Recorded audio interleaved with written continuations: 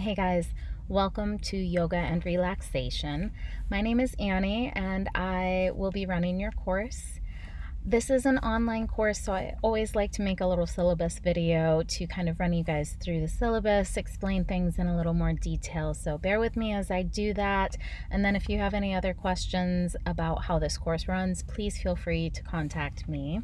If you wanted to open your syllabus and follow along, you're welcome to. Bear with me. I'm going to be looking at it over here to run through it with you. So we are a 1-credit course. It is second session, spring of 2026.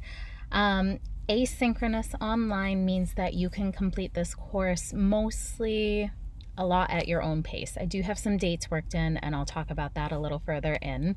But we run from March 18th till May 6th. You do have an online textbook that I will need you to activate when it is available to you.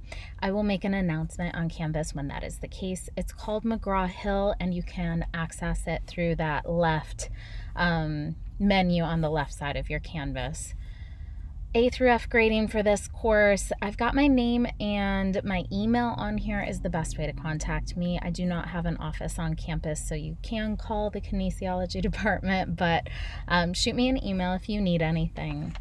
We are online, asynchronous, so don't worry about missing class dates or anything like that.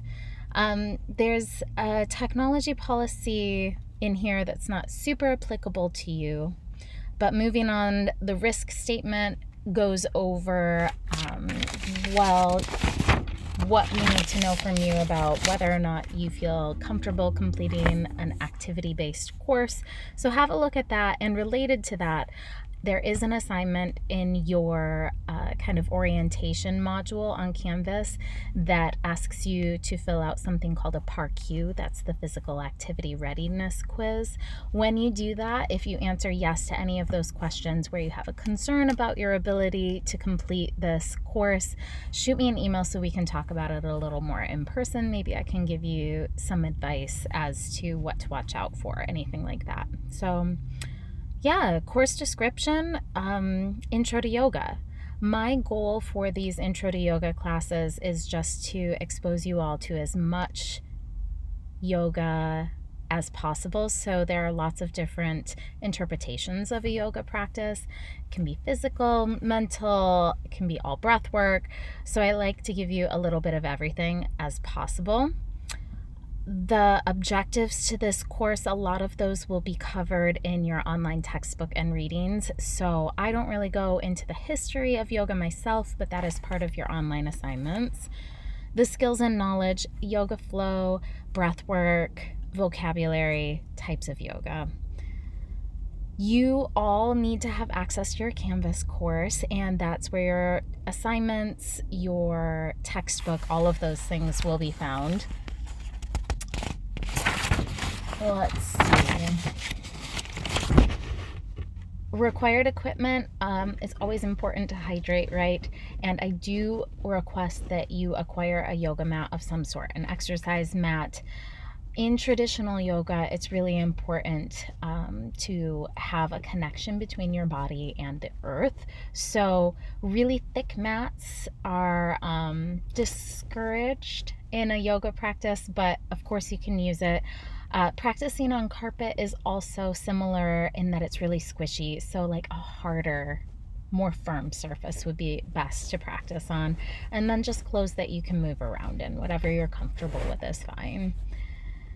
There are no additional course fees. And then probably most importantly, moving on to your grading and assignments. Okay, so we have 4 modules and then your online assignments. Those are spaced out throughout our course so that you have some time to complete one before the next one.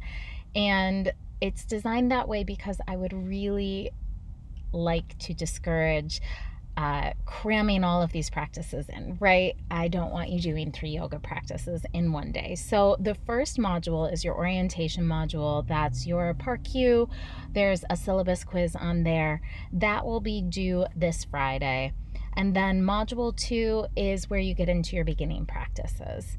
2, 3, and 4 modules are some yoga practices and meditations, and for each of those modules, I ask you to complete your practices and then submit kind of a description on what you liked about the practices. So those 2, 3, and 4 modules are spaced about 2 weeks apart. They're open on a certain date and then they're due on a certain date. And you cannot move on to the next module without those dates occurring. So please don't be emailing me asking me why you can't access module 4 when it's not to that date yet. Those are all listed on your Canvas homepage. Beyond the modules, under this section of your syllabus are your online quizzes, tests, assignments. They are all listed here with how many points they are worth. So please have a look to that. Those are not due until near the end of this course. And again, the due dates are listed on your Canvas homepage. I will do my best to give you a reminder about all of these dates for your submissions and whatnot, but technically, as I'm going over the syllabus and as you have access to the syllabus now, it is your responsibility. So keep an eye out on all of that. And again, please do not leave all of those until the last minute. I always like to remind my students that failure to plan on your part is not an emergency on my part, so I do not accept late assignments. You have many weeks to complete them. Do them at your own pace, but don't leave them all to the last minute. Okay. With the honor code, I'm going to skip that and let you guys be responsible for that. I'm sure you've seen it before. Let's see. Grading scale is not a 10-point scale, so have a look at that if you are concerned and want a good grade. I will round decimals of 0.5 higher. Assignment submission policy, you've got dates. I mentioned late assignments will not be accepted. Yeah. Your attendance and participation for this course is constituted within those video practices in your modules and submitting those. So that's kind of how you get credit for that. But probably the most important thing that I can tell you all as you're getting ready for this course is when you are doing these video practices, I am able to see your video activity as you watch the YouTube videos, or if it's one that I've submitted.